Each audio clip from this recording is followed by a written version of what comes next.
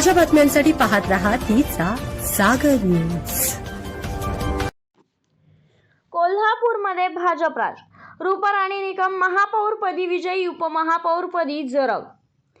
कोल्हापूर महापौर पदाची निवडणूक आज पार पडली। काँग्रेसने उमेदवार देऊन चुरस निर्माण करण्याचा प्रयत्न केला, मात्र भाजप उमेदवार रूपाराणी निकम यांनी सहज विजय मिळवत महापौरपदी विराजमान झाल्या, तर उपमहापौरपदी जनसुराज्य शक्तीच्या अक्षय जरग विजयी झाले।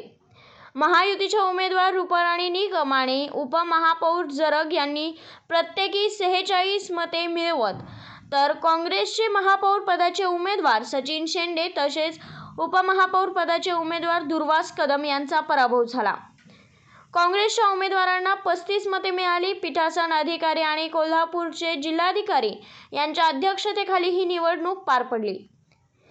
महापालिकेत काँग्रेस हा सर्वात मोठा पक्ष आहे। त्यांच्याकडे 34 नगरसेवक आहेत, तर ठाकरेंच्या शिवसेनेकडे 1 नगरसेवक आहे, त्यामुळे त्यांचे संख्याबळ 35 आहे।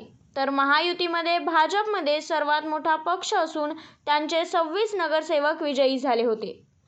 शिंदेचे शिवसेनेचे 14, राष्ट्रवादी काँग्रेसचे 4 आणि जनसुराज्यचा 1 असे त्यांचे संख्याबळ 46 होते।